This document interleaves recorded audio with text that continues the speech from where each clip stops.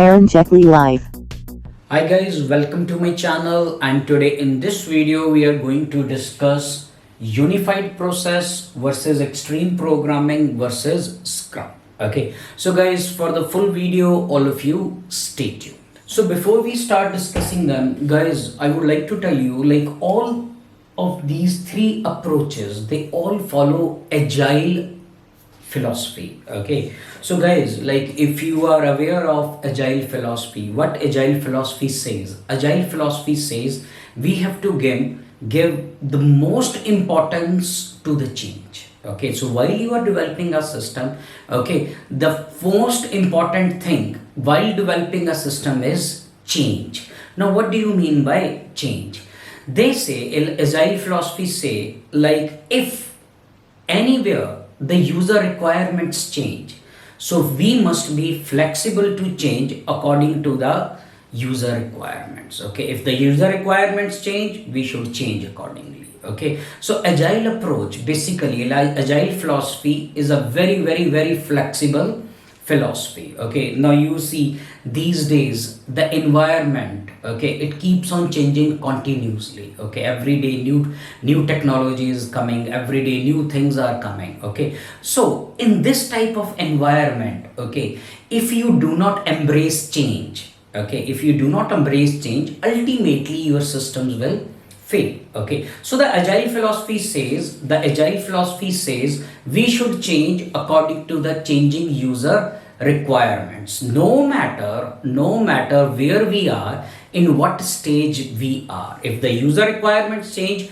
we should embrace that change, and we should change according to the new user requirements, right? We should redesign the system, we should redevelop the system if the user requirements has changed. So guys, this is a basic idea about agile philosophy. Okay, and all these three approaches, unified process, extreme programming, and Scrum, okay, they follow agile philosophy, means they support agile philosophy. And in these three approaches, we are always flexible to change if according to the changing user requirements. Okay, so guys, now we will discuss each of these approach one by one. So guys, the first approach which comes is called as unified process. Okay, as I told you before, it is also based upon agile philosophy. And in unified process, okay, your system development cycle or your project development cycle is divided into 4 stages. So it has 4 stages. First stage is called as inception. First state is called as inception. Then we have second stage, we call it as elaboration.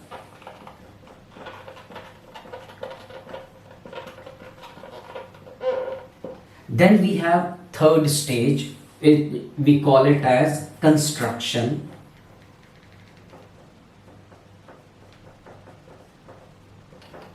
Then we have the last stage, we call it as transition.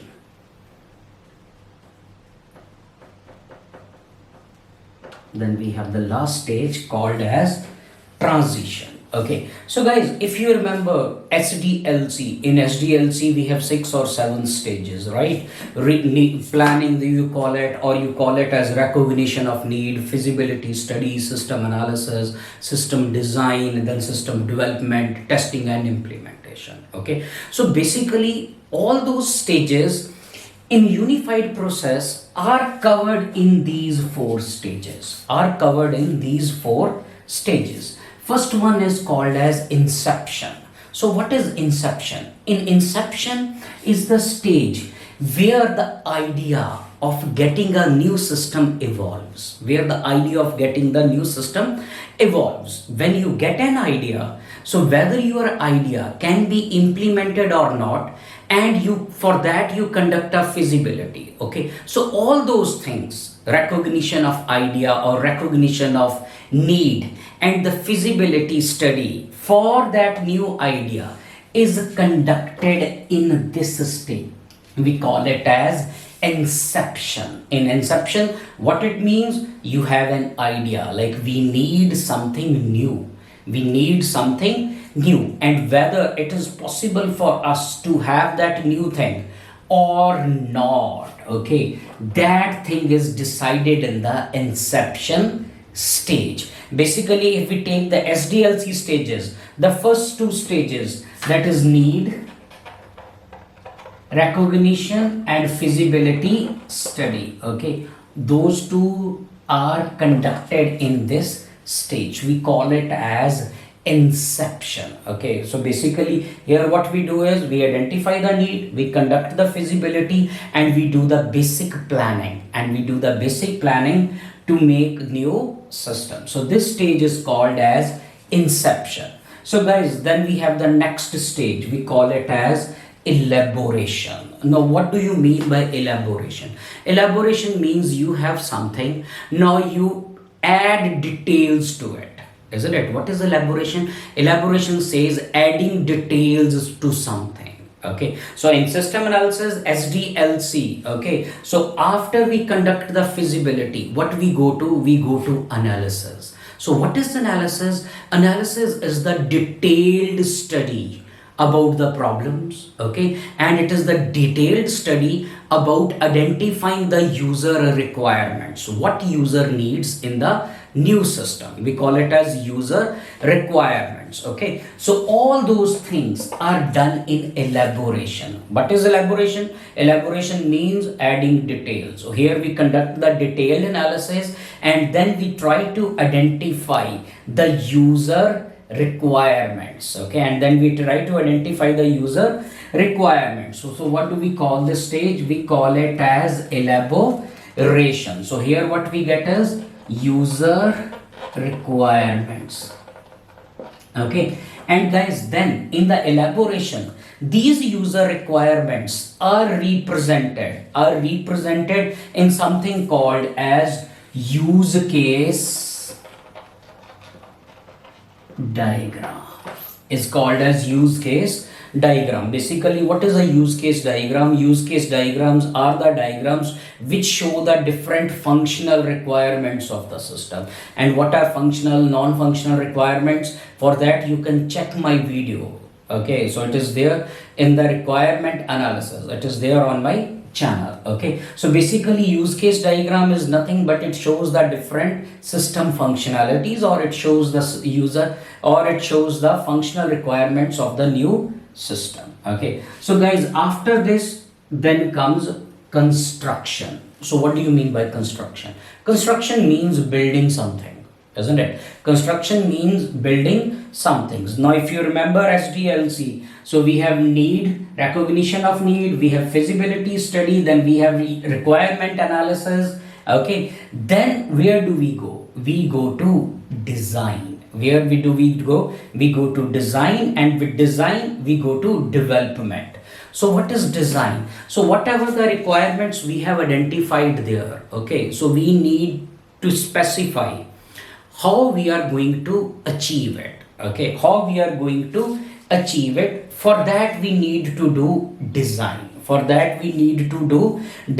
And for design we use different UML models. For system design we use different UML models, for example as a sequence diagram, system sequence diagram, state transition diagram, activity diagram, right? All those diagrams are constructed in this stage. Okay, then from those diagrams we start building our system, we start programming our system. Okay, so here all these two things, they happen in the construction stage. So we design the solution for the requirements, and then we design the diagrams for that solution, and then we implement that design in some programming language. Okay, so here this unified process, it follows object oriented approach. So the programming language which we follow here has to be some object oriented programming language like C++, Java, and so on. Okay, so that stage is called as construction. Okay, then guys, we have the last stage, we call it as transition.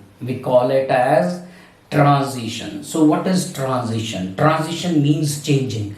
So when we move from new old system to new system, when we move from old system to new system, that phase is called as transition. Okay, so what we have is, we made the system, we designed it, we developed it, we tested it. Now we need to do the transition. We need to move from the old system to new system, and in this transition we do different activities like training the user, converting the data, and all the deployment activities, they come here in the transition stage. Okay, and if you want to know what are the deployment activities, for that also I have my another video called as system deployment activities, you can check that.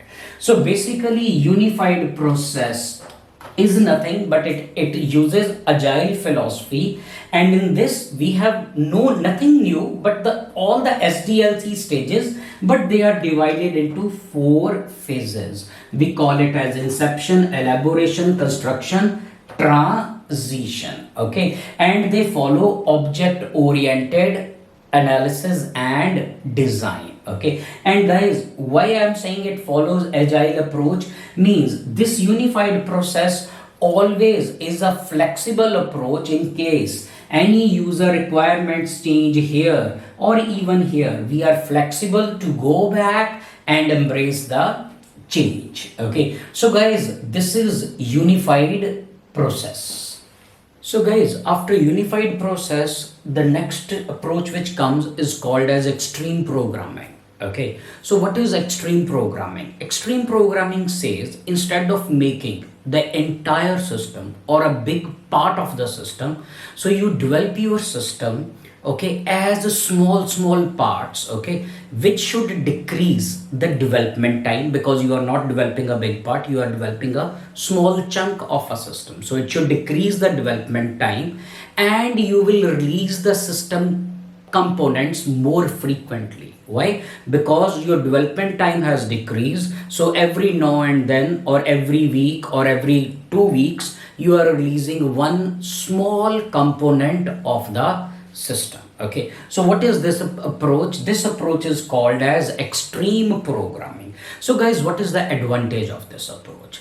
This approach says you do not make the entire program, make a small part of it. Okay, so then you release that part. Okay, after you release it, so in case there needs something to be changed, okay, you fix that changes and then you release the next increment. Okay, so if the system is big, or if you make a big program or the big component, okay, so then it becomes difficult to change also. So rather you release your product or your software in small releases, and it will be in that. What is the advantage? You can incorporate the different checkpoints where you can make changes. So this is the advantage of extreme programming. So extreme programming says, it is also based upon agile philosophy. So it says, do not make the large chunk, release your product in small increments. Okay, and then again keep on repeating those stages and keep on releasing the system in small increments, and ultimately your software will grow into a larger system.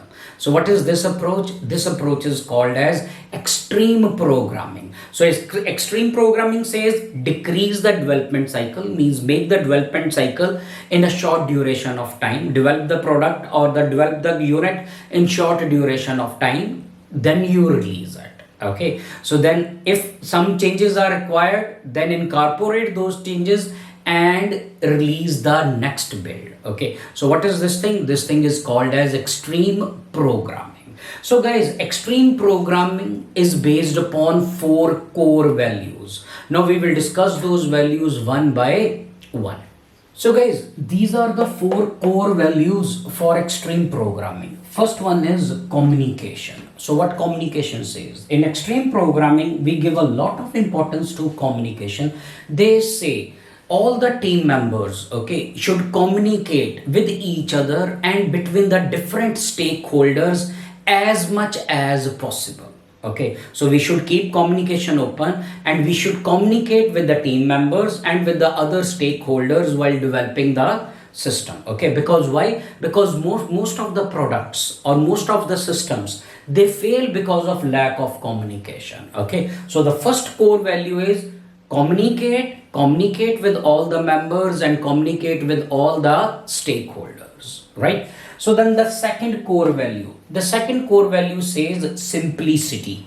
Now what is simplicity? Simplicity says keep your system or whatever the thing which you are developing, keep your project as simple as possible, as simple as possible. So what do they mean by this? So ultimately in information systems, what is the information system? It is nothing but a working program which is doing something. Okay, so you develop the program which should achieve some functional requirement. Okay, do not worry about adding lots of features to it. Okay, lots of features to it. See, guys, so whenever we write a program or whenever we build the system, okay, so system has two things. One is the functionality for which we intend to build the system or what system should do. The another thing is the features, all the nice things which we add to the system apart from the functionality. So simplicity says make your code functional, do not worry about adding the features. Okay, keep your things as simple as possible. Then comes feedback. So what is feedback? Now guys, again, feedback, you know, it is very important. While you are developing the software, take the feedback every day. Take the feedback every day from your team members, from the stakeholders, from the end users. Okay, so always take frequent feedback. XP says every day they should meet in the morning and in the evening, and all of will collect the feedback about the things which you finished on that day. Okay, so what do we call it? We call it as feedback. And if you say feedback and communication, they are related. The first core value, it says communication. And why do we need to communicate with different people or with different stakeholders? Just to collect their feedback. Okay, and in case anything needs to be changed or fixed, you fix it after you get the feedback. Then comes courage. Now guys, many people wonder what courage is doing in software development. Okay, this is not a war zone, right? So courage here, it means you as a programmer, you should have courage to accept the change and throw out what you have already done. Now this is a very difficult thing. So you develop a system, you make a module, you work hard on it, and ultimately after some time you realize it is not needed anymore. So it becomes very difficult for you to throw it out. Okay, but this says you should have courage to throw it out and accept the change and start all over to incorporate that change. So that is the fourth core value. We call it as courage. So guys, the extreme programming, these are the four core values which are followed in extreme programming. Communication, communicate with all the stakeholders openly and communicate frequently. Then simplicity, keep your code as simple as possible. Do the basic functionality, add the basic functionality, worry about the features later. Okay, so keep the things as simple as possible. Then comes feedback. So every day, daily, collect the feedback. Okay, then comes courage. Courage means if something goes wrong, you should have the courage to accept it and make changes. Okay, you should have the courage to throw away what you have already done and start all over again. Okay, so guys, after these four core values, we have some extreme programming practices. Now we will discuss those practices one by one. So guys, the next thing which comes are the extreme programming practices. The first one is planning. Okay, so guys, if you are aware of SDLC or any system development approach, so the first stage comes as planning. Okay, so in those approaches we give lot of time to planning, but in extreme programming they say just make a rough plan. Just make a rough plan. Do not make a elaborated plan. Just make a rough plan and start building the code. and start writing the code. So later, when the things become more clear to you, so then you can keep on planning in the later stages. Okay, so unlike the other system development approaches, they say do the planning in beginning. They also say plan, but do not waste a lot of time on planning. Just formulate a rough plan and start working on it. Later, as you keep on working, the things will become more clear to you. Then you can keep on changing the plan and you can keep on planning for the further activities. Then comes testing. Now, this is another thing. So, guys, if you have experience with software engineering processes, they say first code, then write the test cases, and then perform the unit and system testing. So extreme programming says before you write the code, you write the test cases for it. How you are going to test it after you have coded the final solution. Okay, so unlike other, here the test cases are written before you start actual doing the coding. Okay, so then comes pair programming. So what is pair programming? Pair programming says two people will sit on one computer and they will do the programming.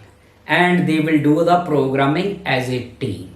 They will do the programming as a team. They are responsible for programming. They are responsible for design. They are responsible for testing. So the programmers will work in pairs. Two of them, one computer, and they will do the programming, designing and testing together.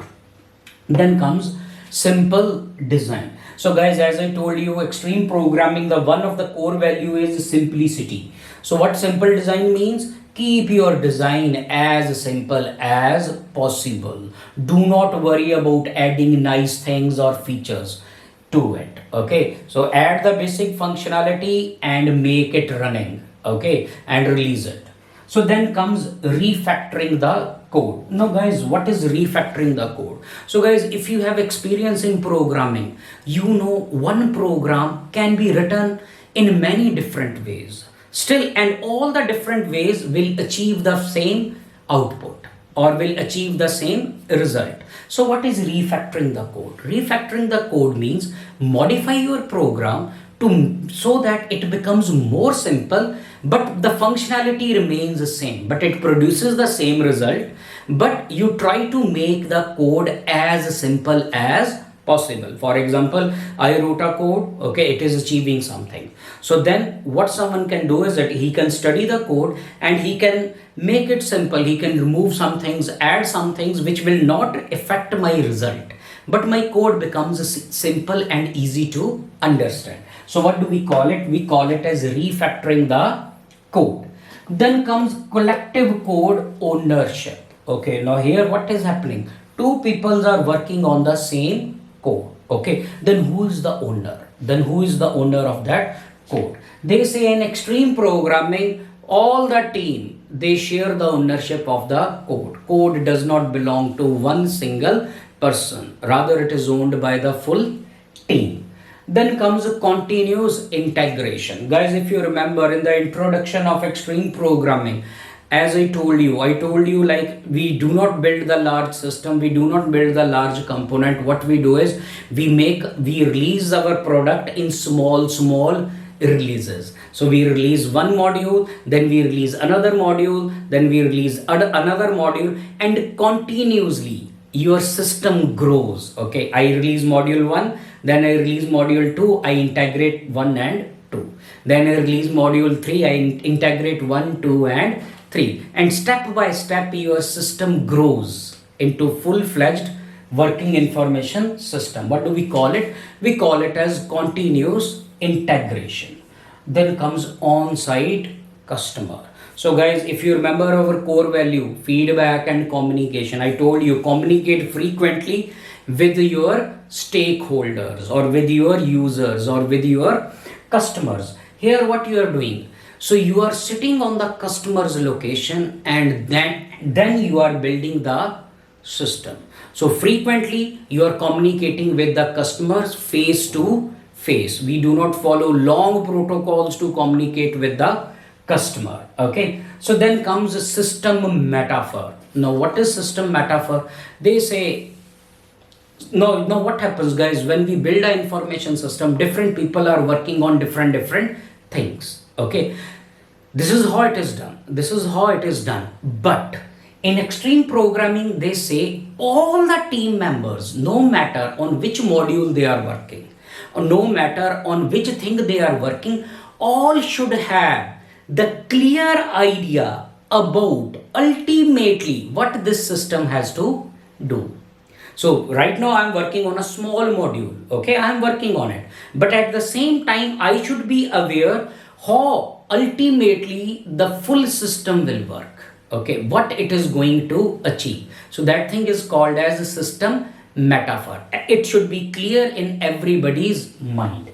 Then comes no overtime. So they say do not push your programmers to work overtime. Normally they say in extreme programming they say 40 hours a week. So do not make them work more than 40 hours. Okay. Then comes coding standards. Now you know, guys, so there are lots and lots of coding standards related to computer systems and other things like IEEE and so on. So they say you follow coding standards which are followed by everyone, and for coding and for documenting your development process. So guys, this was extreme programming. This was extreme programming.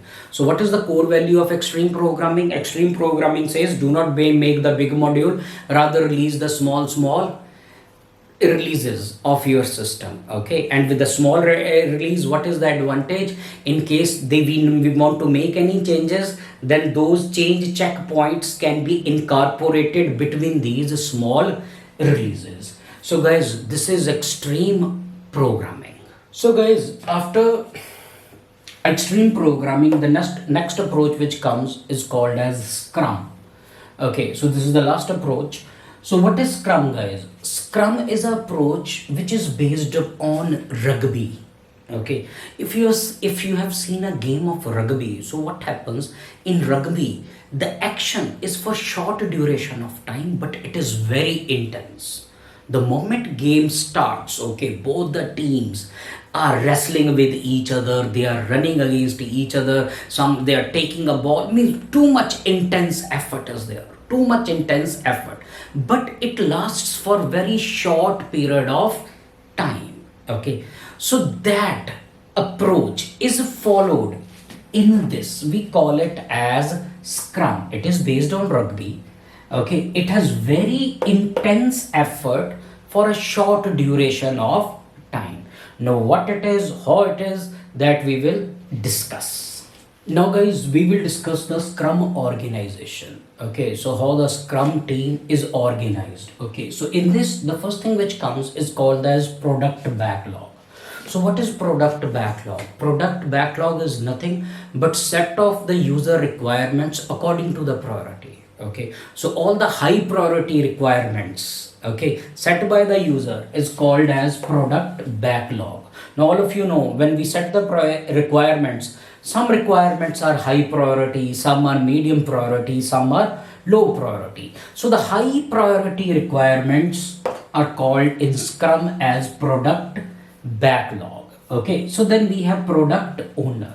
So who is the product owner? He is the client for which we are building the system. Okay, and he is responsible for providing us with the product backlog. He will tell these are my requirements and these requirements are most important and these requirements are least important. Who will tell you? Product owner will tell you. Then we have Scrum Master. So what is Scrum Master? Scrum Master is nothing but the project manager. Okay, so in other approaches we have a project manager. In Scrum we call him as a Scrum Master.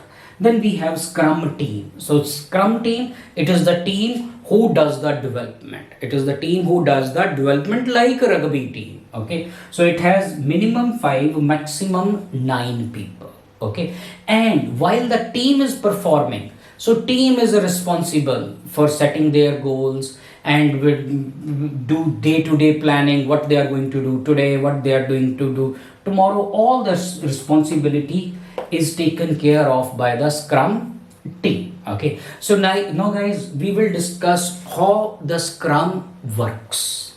Now guys, we will discuss the Scrum working, how the Scrum team works, okay, or the how the Scrum organization work. Now guys, you remember in Scrum we have something called as product backlog. What is product backlog? But it is nothing but list of high priority requirements. Now you all of you know we develop system for some requirements. Now what is the product log? Set of high priority requirements. Now how we are going to find the solution for this requirement? So what happens, we have something called as a Scrum planning.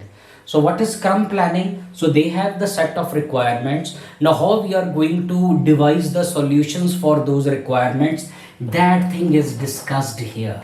How we are going to develop the system for these requirements, we call it as a Scrum planning, very similar to your system planning. Okay, so then comes something called as a sprint backlog. Now before we discuss it, guys, I would like to tell you what is a sprint. Now if you are aware of athletics, what is a sprint? Sprint is a small distance race. Okay, so the distance is small, the duration is small, but the effort in sprint is intense. Now what happens, we have list of priorities. Okay, here we plan how many sprints we need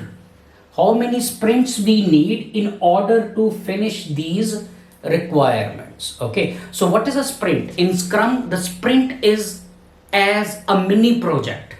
It takes some few set of requirements, we do a very intense effort, okay, and in the end we have the solution for those requirements, like a mini project. Okay, so for example, here we have 1 2 3 4 5 high priority requirements. For that we can have 5 sprints, and each sprint can finish one requirement. Okay, so what do we call it? We call it as sprint, and this is called as sprint backlog. What do you mean by sprint backlog? How many sprints we need in order to finish all these high priority requirements. Okay, so after we discuss that, we form sprint backlog. Okay, requirement 1 and 2 in sprint 1, so requirement 3 and 4 in sprint 2, requirement 5 in sprint 3, and so on. Then here we do the sprints. Okay, so we finish requirement 1.